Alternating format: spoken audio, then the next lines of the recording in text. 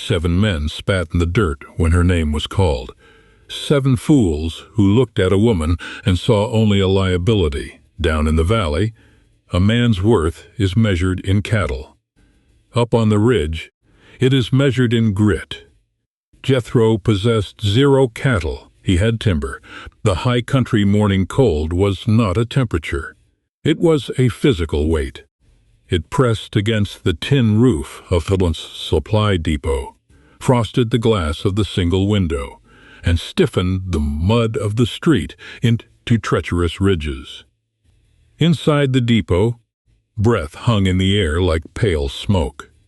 Hattie stood near the stove, though the fire had died an hour ago.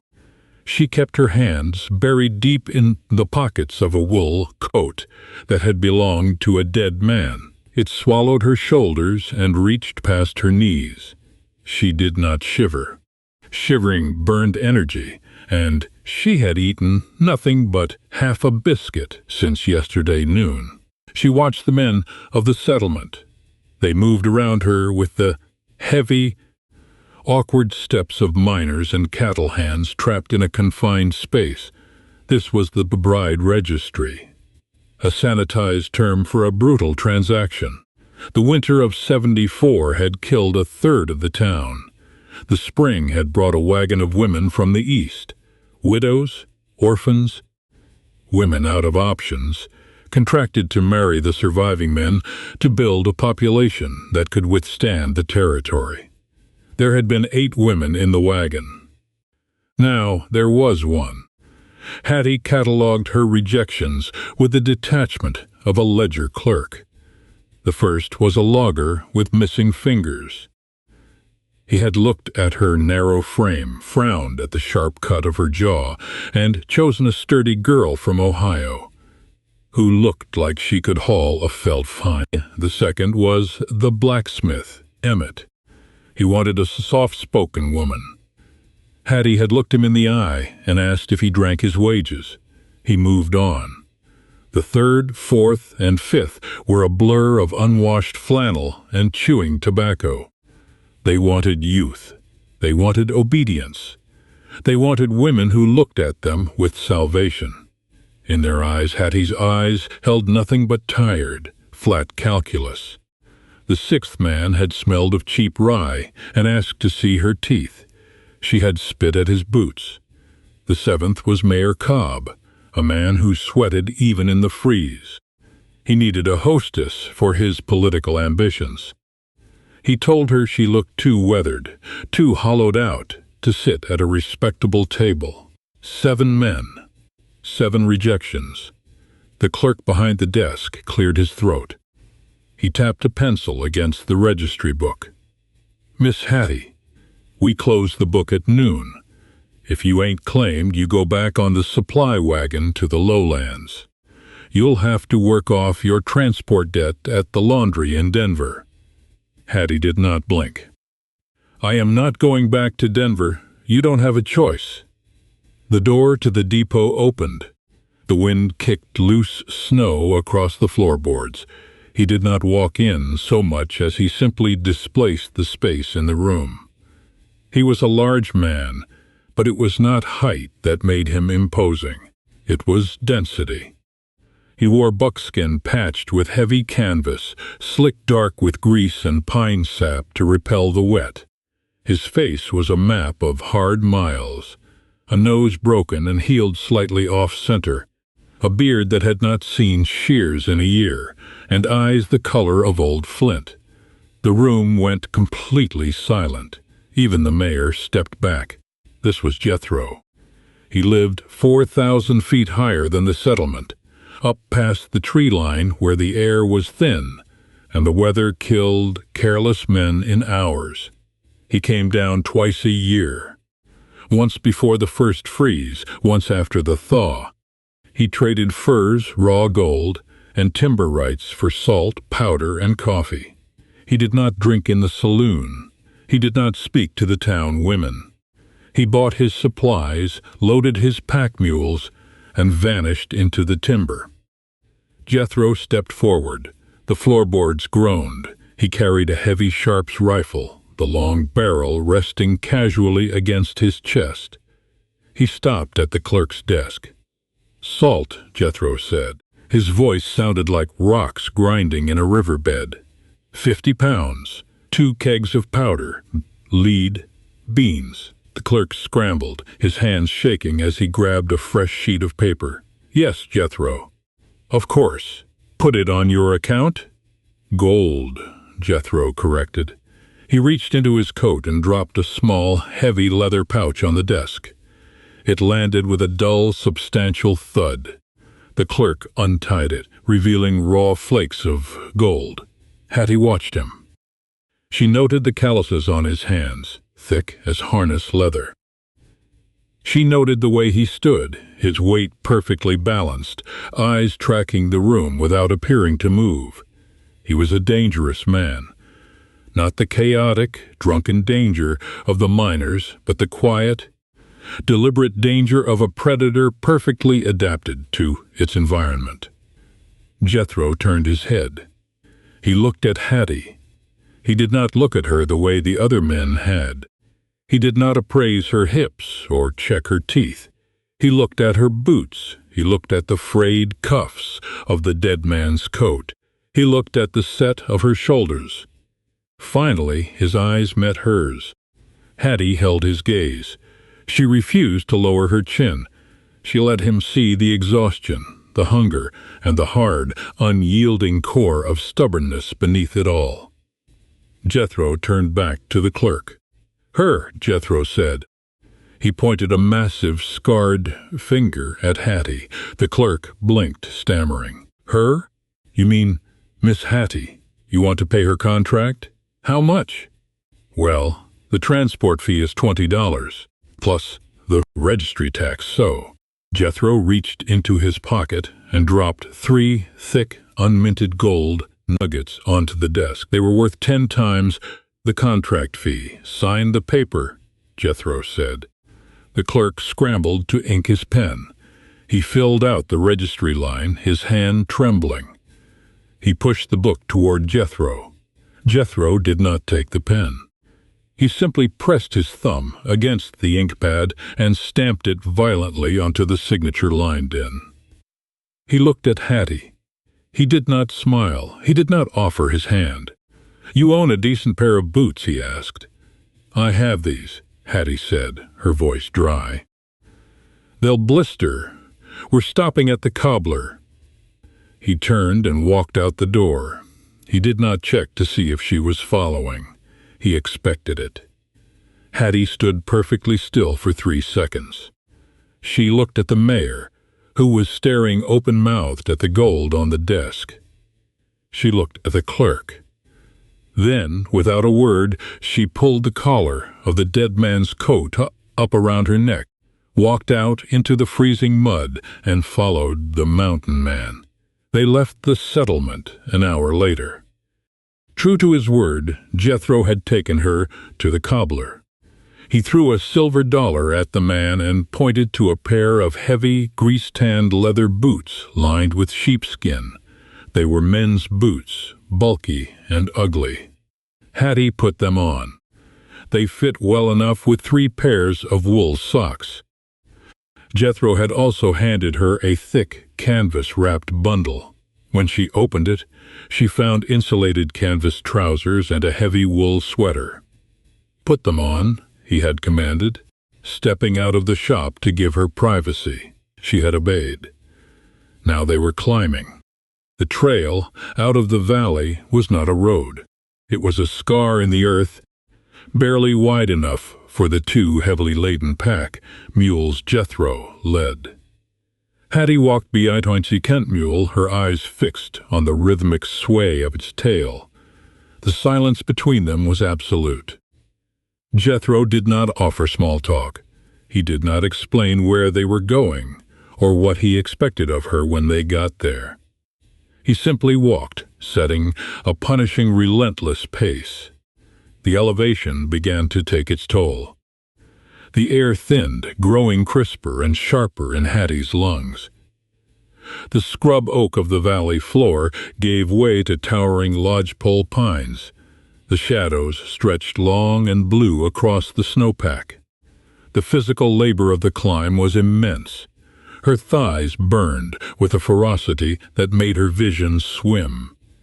Sweat collected at the small of her back, turning instantly cold against the wool when the wind hit her.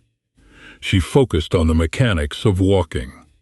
Lift the heavy boot, place it on the rock, shift the weight. Breathe, repeat. She tripped. Her boot caught a hidden root under a patch of snow. She pitched forward, hitting the ground hard, scraping her palms against jagged granite. The breath left her lungs in a sharp gasp. Ahead, Jethro stopped. The mules stopped.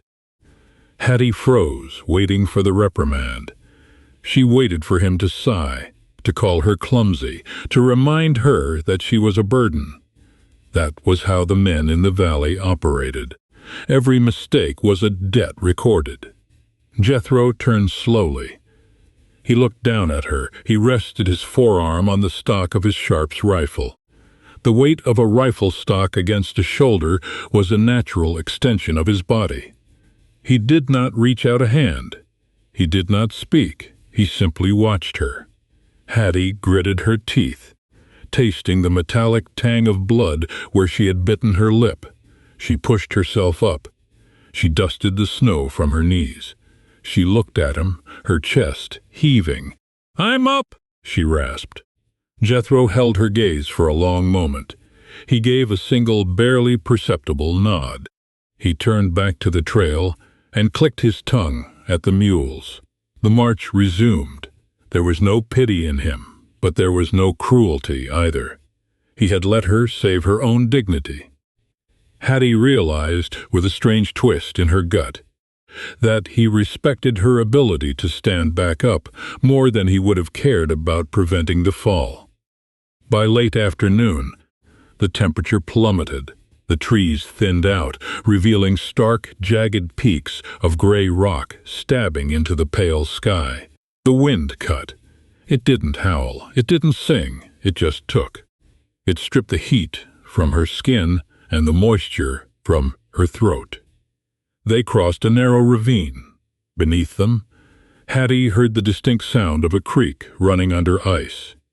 It was a hollow, echoing gurgle, trapped beneath 6 inches of frozen crust.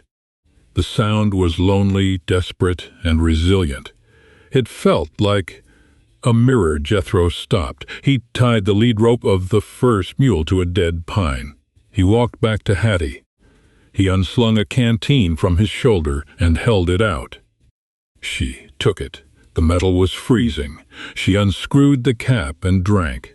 The water was metallic and painfully cold, shocking her system. She drank deeply, then handed it back. "Thank you," she said. Her voice was cracked, barely a whisper. "We lose the light in an hour," Jethro said. It was the longest sentence he had spoken to her since the depot. "Cabin is 2 miles up a steep grade. If you need to rest, we rest now. If we rest later, we freeze." He was giving her a choice. It was a brutal choice, framed in stark reality. Hattie looked up the trail. It angled sharply upward, disappearing into a dense thicket of blue spruce. Her legs were trembling. Her lungs felt raw, as if she were breathing crushed glass.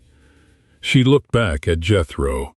His face was unreadable, a wall of weathered skin and dark, guarded eyes. "No rest," Hattie said. "Let's go." Something shifted in Jethro's expression. It wasn't a smile. It was too small for that. It was an easing of the tension around his mouth.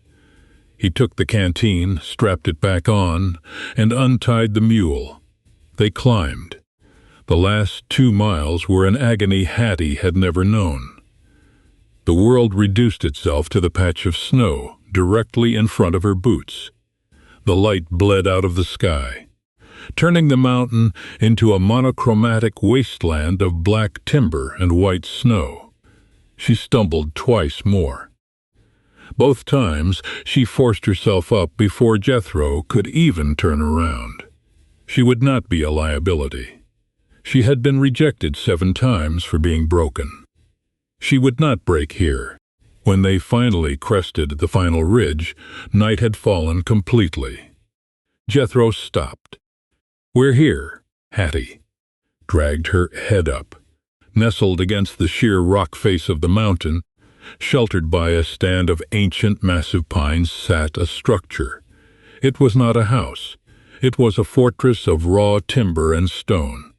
The logs were thick, stripped of bark, notched together with absolute precision. The roof was pitched steep to shed snow. There were no decorative touches. There was a heavy oak door and a stone chimney. It was isolated.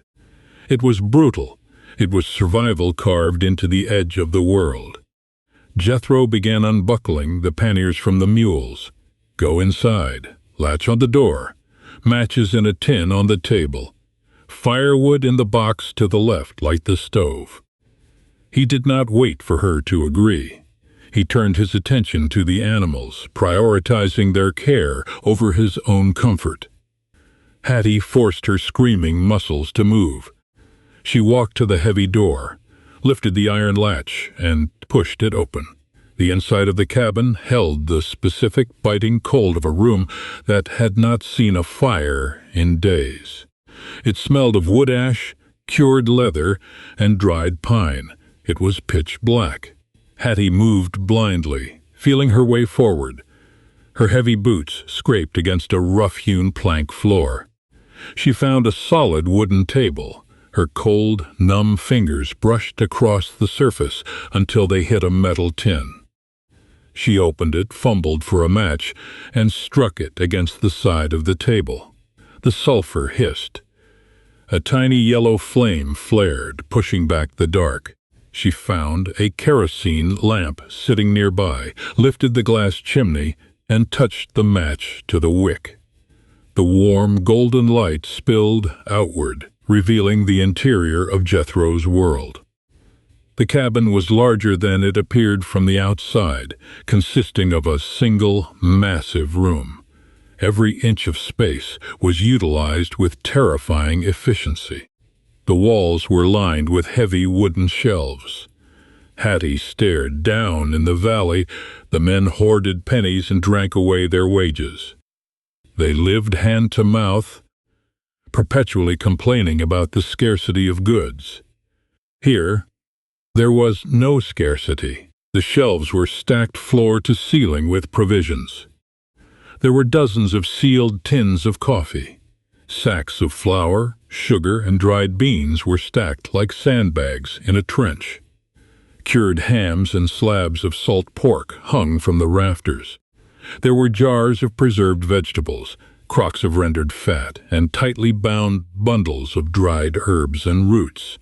Along the far wall, an entire rack held tools, axes with oiled handles, crosscut saws, hammers, iron wedges, and a pristine collection of traps. Everything was clean. Everything was sharp. Everything had a place. This man was not poor. In the metrics of the mountain, Jethro was wealthier than the mayor and the bank manager combined. He had enough provisions to survive a 3-year winter without ever stepping foot in the valley. Hattie moved to the large cast-iron stove occupying the center of the room. A massive stone hearth sat behind it, radiating a residual, bone-deep chill. The wood box was full of perfectly split, dry kindling and thick logs. She went to work. Her hands were stiff, but she knew how to build a fire. She laid the kindling, struck another match, and watched the flames catch the dry wood. By the time the door opened, the stove was drafting properly, and the iron was beginning to radiate heat. Jethro stepped inside. He carried a saddlebag over his shoulder and a canvas sack in his left hand. He kicked the door shut behind him and threw the heavy iron bolt. He looked at the glowing stove. He looked at Hattie. "Good draft," he noted. He dropped the saddlebag on a bench near the door. He stripped off his heavy outer coat, hanging it on a peg. Beneath it, his shoulders were broad, straining against a faded thermal shirt. He moved to the table, opened the canvas sack, and pulled out the items he had purchased in town. He stowed the powder under a floorboard. He placed the salt on a shelf. Hattie stood near the stove, absorbing the heat. She watched him work. The tension in the room was thick, a heavy blanket of unspoken questions. They were two strangers, utterly isolated from the rest of humanity, locked in a room together. She braced herself. This was the part where the transaction finalized. This was where he claimed what he had purchased. She squared her shoulders, waiting for him to approach her, waiting for the heavy hand, the demand. She had survived 7 rejections. She would survive whatever this man required of her. Jethro finished stowing the goods. He walked past her, so close she could smell the cold air and wood smoke clinging to his clothes. He didn't look at her. He went to the far corner of the cabin. There was a heavy timber bed built into the wall, covered in thick wool blankets and 2 massive bearskins. Jethro grabbed one of the wool blankets and a flat canvas pillow. He carried them to the hearth, dropping them onto a woven rug directly in front of the fire. He turned to her. "Bed's yours," he said. Hattie blinked, the flat, emotionless delivery through her. "What? Bed's yours. It's stuffed with pine needles and dried grass. Keeps the bugs out. Blankets are clean. Where are you sleeping?" He pointed to the floor in front of the hearth. "Here. You paid my contract," Hattie said, the words slipping out before she could stop them. Her voice was sharp, laced with a lifetime of defensive armor. "You bought a wife. I know how this works." Jethro stopped. He looked at her, really looked at her, his flinty eyes locked onto hers, stripping away the defiance. "I didn't buy a wife," he said softly, the gravel in his voice smoothed out just a fraction. "I paid a debt to get a human being out of a cage. You ain't property up here. You're a pair of hands. You pull your weight. You eat. You don't. You starve. Where you sleep is your business." He sat down on a wooden stump near the fire. He picked up his Sharps rifle, pulling a rag and a small bottle of oil from a box on the mantel. He broke the action open, checking the chamber. "There's a bucket by the door," Jethro said, not looking up from his rifle. "Pump is out back, wrapped in burlap. Takes 10 hard pumps to break the ice seal in the pipe. Fill it. Put it on the stove. We need coffee." He was testing her. He was handing her a task to see if she would fold or if she would work. Hattie looked at the massive bed. She looked at the man sitting on the floor, meticulously oiling a deadly weapon. He had not touched her. He had not insulted her. He had offered her shelter, demanded labor, and given her space. She turned away from him. She walked to the door, grabbed the heavy wooden bucket by its iron handle, and unbolted the door. The wind outside hit her instantly, but it felt different now. She had a destination. She had a task. She walked to the back of the cabin. The snow was knee-deep. She found the cast-iron pump, wrapped in frozen, stiff burlap. She grabbed the handle. It was seized solid with ice. She gritted her teeth, planted her boots, and threw her entire body weight onto the handle. 1, nothing. 2, a creak. 3, 4. She strained, her muscles screaming in protest after the brutal climb. She would not be a liability. On the 9th pump, a loud crack echoed from the pipe and a rush of freezing. Clear mountain water spilled into the bucket. Hattie filled it to the brim. It weighed 40 pounds. She hauled it back inside, kicking the door shut and sliding the bolt home. Her breath came in ragged gasps. She carried the bucket to the stove and heaved it onto the flat iron top. Jethro paused in his cleaning. He looked at the bucket. He looked at her flushed face and her bruised hands. He set the rifle aside. He stood up, walked to a shelf, and pulled down a large tin. He brought it to the table and opened it. Inside were roasted coffee beans. He poured a handful into a cast-iron grinder and began to turn the crank. The smell of grinding coffee filled the cabin, rich, dark, and profoundly comforting. "Tomorrow," Jethro said, his voice rhythmic over the sound of the grinder, "we check the trap line on the North Ridge. It's a 4-mile hike in the snow. You'll carry the pelts." "All right," Hattie said. Jethro stopped grinding. He reached under a lower shelf and dragged out a heavy wooden crate. He pried the lid off with his knife. Inside, packed in sawdust, were glass jars. He pulled one out. Peaches, preserved in heavy syrup, a luxury that cost a week's wages down in the valley. He unscrewed the lid, grabbed 2 tin forks from a drawer, and set the jar on the table between them. "Sit," he said. Hattie walked to the table. She sat on a wooden bench. Jethro sat opposite her. He handed her a fork. They did not speak. They did not need to. They sat in the flickering light of the kerosene lamp, eating sweet golden peaches straight from the jar while the water boiled on the stove. The mountain outside was trying to kill them, just as the valley below had tried to crush them. But in this room, surrounded by timber and iron, they had drawn a line in the dirt. The tension in Hattie's chest, a knot she had carried for 3 years, loosened just a fraction. She looked at Jethro's calloused hands holding the small tin fork. He was right. She wasn't a wife, but she was no longer alone. We sit in the dark, trading these old memories because the cold outside is easier to bear when you know someone else survived it first. If you found a piece of yourself in this rough country, pull up a stump. Hit subscribe. Leave a like to keep the fire going. And share this with someone who needs reminding that the best things rarely come easy. We have got plenty more ground to cover together. Stay warm out there until tomorrow. Winter did not arrive on the mountain. It laid siege. By December, the snow drifted to the eaves of the cabin. The world outside the heavy oak door shrank to a white howling expanse that offered no mercy. Survival became a brutal rhythm of repetition.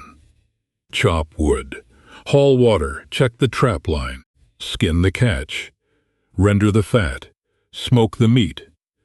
Hattie learned the unforgiving metrics of this new life. Her hands, once just chapped by the valley wind, cracked and bled before callousing over, growing thick and hard. The dead man's coat was replaced by a parka Jethro, fashioned from heavy canvas and lined with prime wolf pelt.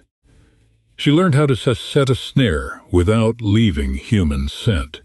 She learned how to read the sky, the high milky haze that meant a blizzard was 3 hours out, the absolute stillness that meant the temperature was about to drop enough to freeze the fluid in her eyes.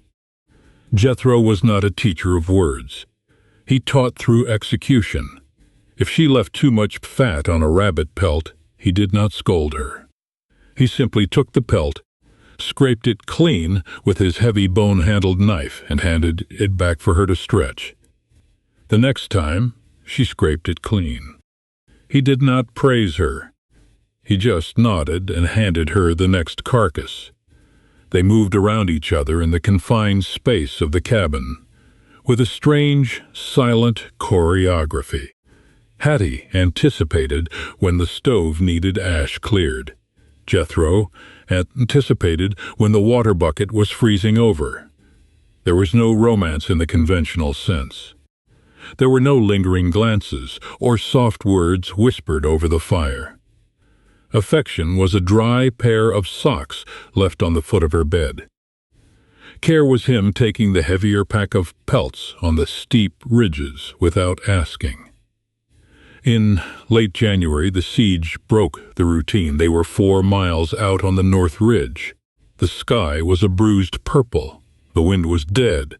The silence was absolute, heavy and unnatural. Jethro stopped. He held up a hand. Hattie froze behind him. She unslung her rifle. A lighter Winchester he had traded 3 prime beaver pelts to acquire for her. She didn't ask what was wrong. She just watched the tree line. "Too quiet," Jethro rumbled. His breath plumed in the stagnant air. Barometer dropped bottom out. "We have 30 minutes before the sky falls."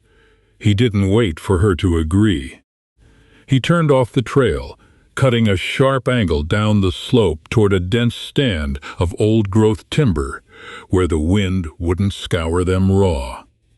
Hattie followed, her snowshoes biting into the crust. They didn't make it.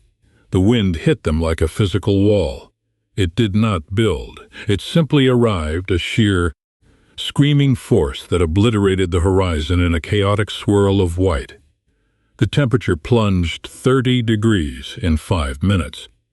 "Keep close," Jethro yelled, his voice instantly swallowed by the roar. They pushed into the timber. The trees groaned, massive trunks swaying under the violent assault. Hattie kept her eyes fixed on the broad expanse of Jethro's back.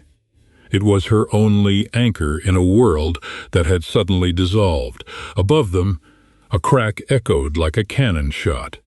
A widowmaker, a massive dead pine limb suspended in the canopy, snapped loose. Jethro heard it.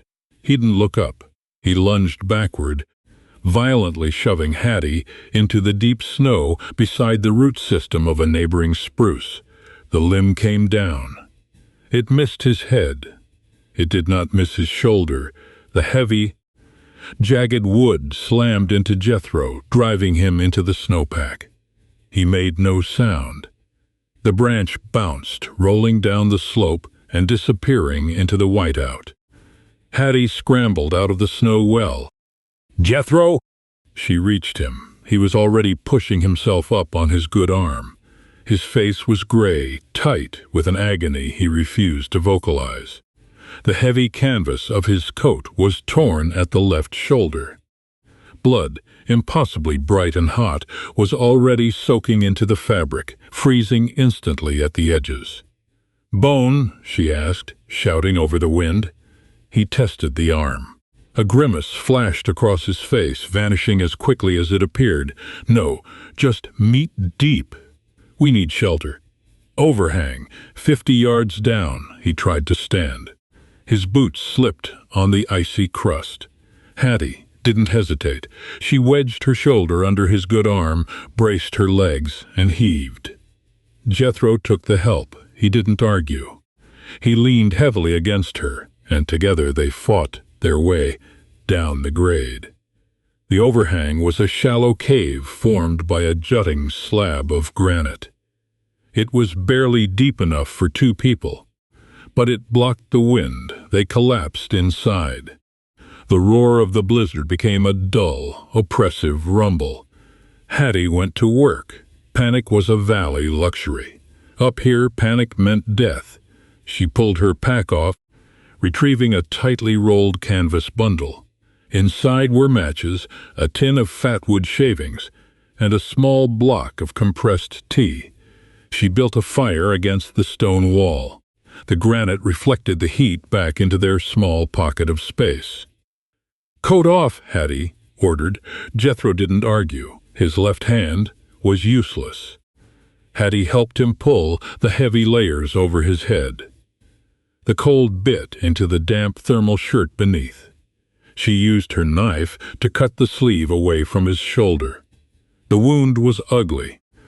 The jagged wood had torn a ragged gouge across his deltoid, 4 inches long and deep enough to show the pulsing muscle underneath.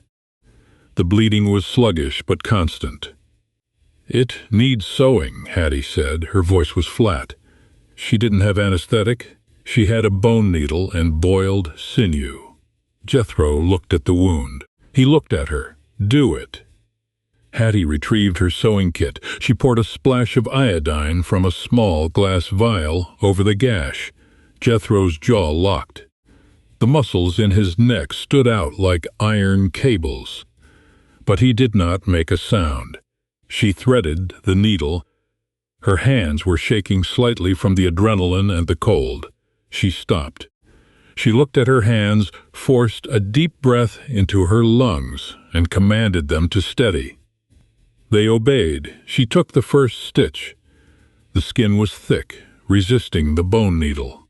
She had to force it through, a sickening pop echoing in the small cave. Jethro closed his eyes. His breathing remained deep and even.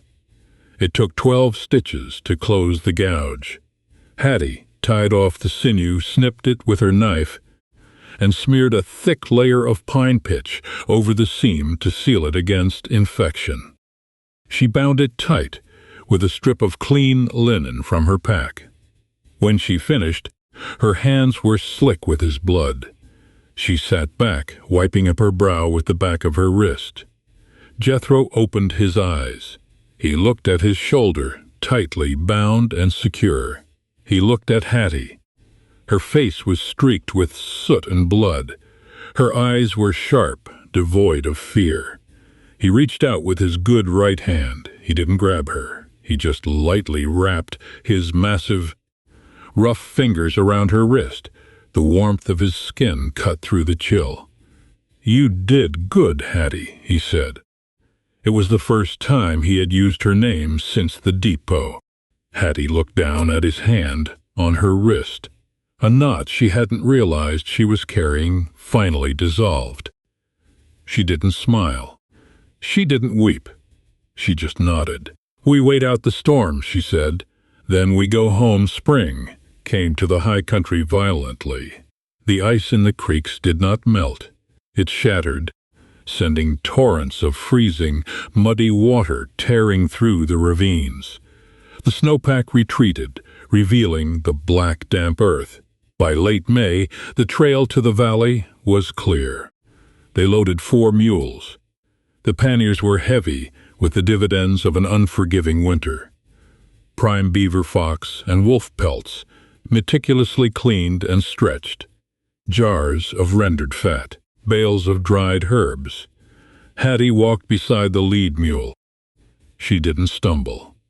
The punishing climb that had nearly broken her 6 months ago was now just a walk. Her legs were coiled springs of muscle. Her lungs processed the thin air without effort.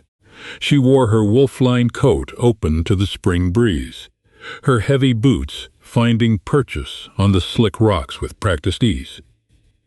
Jethro walked behind the last mule. His left shoulder bore a thick, raised scar, but the muscle beneath was whole. He watched Hattie move. He watched the way she read the trail, dodging loose shale without breaking stride. They reached the settlement at noon. The town had survived the winter, but survival in the valley was a degrading affair. The streets were deep, sucking mud. The tin roofs were rusted. The men moving between the saloon and the depot looked gaunt, their clothes hanging loose on their frames. They moved with the lethargy of people who had spent 6 months conserving calories and trading insults. Hattie and Jethro walked down the center of the street. The sound of the mule hooves drew a crowd. Men stepped out onto the boardwalks. They stared. They expected Jethro.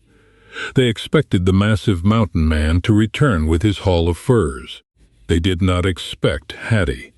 The woman who had left 6 months ago was a hollowed-out ghost in a dead man's coat. The woman walking down the street now was a force of nature. Her face was tanned by the high-altitude sun, her jaw sharp and confident. She carried a Winchester over her shoulder as naturally as if she had been born holding it. She looked at the men on the boardwalks, and she did not blink. The crowd parted as they reached the depot. Jethro tied off the mules. He began unbuckling the panniers. Hattie stepped up onto the boardwalk. Mayor Cobb was standing by the door. He had lost weight. His suit hung loosely, stained with grease and old sweat. He looked at Hattie, his eyes widening in a mixture of shock and lingering arrogance. "Miss Hattie," Cobb said, pulling a cigar from his vest pocket. He didn't light it.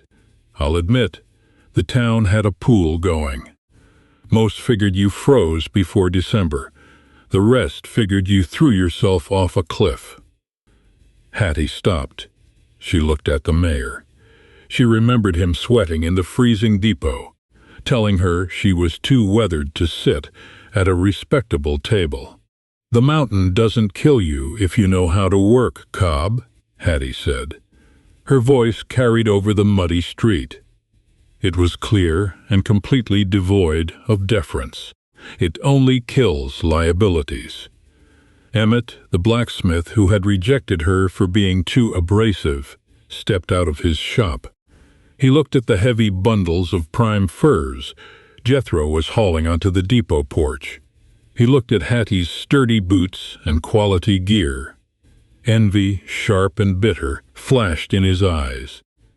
"Suppose he worked you like a dog up there," Emmett sneered, trying to save face in front of the gathered miners. "Suppose you had no choice." Jethro dropped a 50-pound bale of beaver pelts onto the wooden planks. The heavy thud rattled the depot windows. He straightened up. He looked at Emmett. The silence that fell over the street was immediate and absolute. Jethro didn't say a word. He didn't need to. The flinty, lethal calm in his eyes made Emmett take a physical step backward. Jethro turned his head and looked at Hattie. He left the authority entirely in her hands. Hattie stepped closer to Emmett. She didn't raise her voice. "I pulled my weight," Hattie said. "I skin my own catch. I carry my own pack. I eat what I earn." She swept her gaze over the gaunt men gathered on the boardwalk, the 7 men who had spat in the dirt when her name was called. "None of you could survive a week up there. You look for women to serve you because you're too weak to partner with them." She turned her back on them. It was the ultimate dismissal. She walked into the depot. Jethro grabbed the bale of furs and followed her in. The trade took an hour. The clerk, terrified and accommodating, weighed the pelts and the gold. Jethro and Hattie cleared out half the depot's stock of premium goods, canned peaches, fresh coffee beans, heavy canvas, and salt. They didn't haggle. Jethro paid in raw gold, leaving the clerk stammering his thanks. When they finished loading the mules, the afternoon sun was beginning to dip the western ridge. The valley was already falling into shadow. Jethro took the lead rope of the first mule. He looked up toward the high country, where the peaks were still bathed in blinding, golden light. He looked at Hattie. "We got what we need," Jethro said. "Yes," Hattie replied. They turned away from the settlement. They didn't look back. The muddy street, the gawking men, the petty squabbles of the valley, it all faded behind them as they hit the incline of the trail. They walked in silence for a mile, the steady rhythm of the climb settling into their bones. The air grew cooler, cleaner. The scent of pine and crushed rock replaced the smell of stagnant mud. Jethro stopped. He let the mules pass, waiting until Hattie caught up to him. He didn't say anything at first. He just stood there, looking out over the sheer drop of the ravine, listening to the rushing water far below. He reached into his coat pocket. He pulled out a small, roughly carved wooden object. It was a comb. The teeth were uneven, whittled by hand from a piece of dense mountain mahogany. He held it out to her, wood's hard. "Won't snap on tangles," Jethro said. Hattie looked at the comb. She knew the time it took to carve mountain mahogany. It took hours of slow, deliberate work by firelight. He had made this during the long winter nights while she slept. She took it. The wood was polished smooth from the oil in his hands. She looked up at him, the man who had walked past everyone else, the man who saw a ledger of failures and decided to invest in the grit beneath them. Hattie stepped closer. She didn't say thank you. Words were too cheap for the mountain. Instead, she bumped her shoulder against his, a rough, solid point of contact. Jethro didn't pull away. He leaned into the pressure, his massive frame anchoring hers on the steep, treacherous trail. "Let's go home, Jethro," she said. He nodded once. He clicked his tongue at the mules, and together they continued the climb, leaving the rest of the world entirely behind. Hi, my name is Robert Bowen, the owner and manager of Rugged Heart Man. After watching the video, she was rejected 7 times until the richest mountain man walked past everyone and chose her. I'd really like to know what you think. How did this story make you feel? What stayed with me was the reminder that rejection doesn't define anyone's worth. Sometimes the qualities others overlook are exactly what another person values most. It made me think about how quickly we judge people without really seeing who they are. Have you ever been overlooked, then surprised by someone who truly appreciated you? What qualities matter most when choosing someone to share your life with? Maybe we can all try to look beyond first impressions and give people a fair chance. If this story meant something to you, I'd love to hear your thoughts in the comments. Feel free to like or subscribe if you'd like to hear more Mountain Man stories.